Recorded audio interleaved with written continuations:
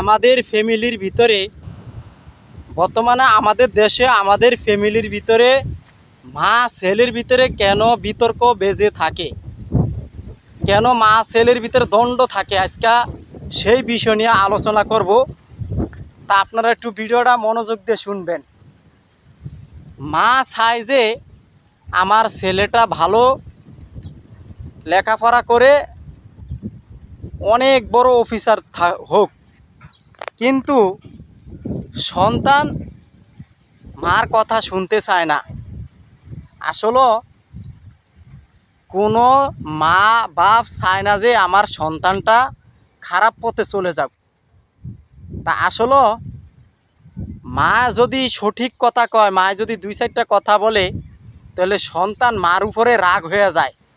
বর্তমান আমাদের সমাজের ফ্যামিলির ভিতরে মা যদি দুই চারটা সন্তানকে কথা বলে, তখন সন্তান রাগ হয়ে যায়। আরে ভাই, যাদের মা আছে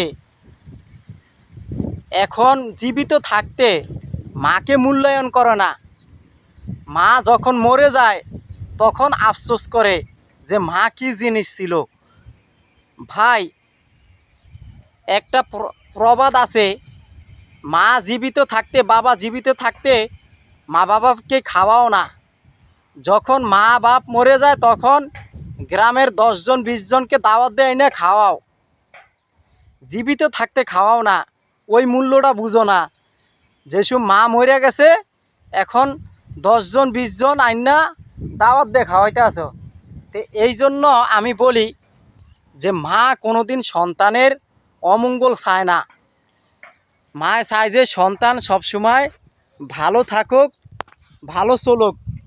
আজকে দেখেন, আপনি আপনার মাকে কিচ্ছু দেন না, এবং কি খাওন খোরাক কিছু দেন না। আপনি বিয়া শাদি কইরা আপনি ছেলে সন্তান লইয়া আলাদা সেটেল হয়ে গেছেন, মার কোনো খোঁজ খবর লন না, বাবার কোনো খোঁজ খবর লন না। তেই হাজারও দেখবেন আপনি বিপদে পড়ছেন, আপনি একবার পরীক্ষা করে দেখান আপনার শাশুড়িকে, আপনার শ্বশুরকে, যে মা আমি অনেক বিপদ, আপনার শাশুড়িকে বলবেন যে মা আমি বিপদে পড়েছি, আমার কিছু টাকা দেন, আমার সহযোগিতা করেন। দেখেন আপনার আপন মা আপনাকে সহযোগিতা করবে না শাশুড়ি সহযোগিতা করবে, বুঝছেন? শাশুড়ি সে আপন মা আপন, বুঝছেন ভাই? শাশুড়ি কোনো দিন আপন হয় না, শাশুড়ি পরে।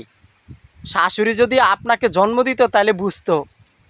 ভাই, যার মা আছে তারা এখনও মূল্য দেন, শাশুড়ি কোনো দিন আপন হয় না।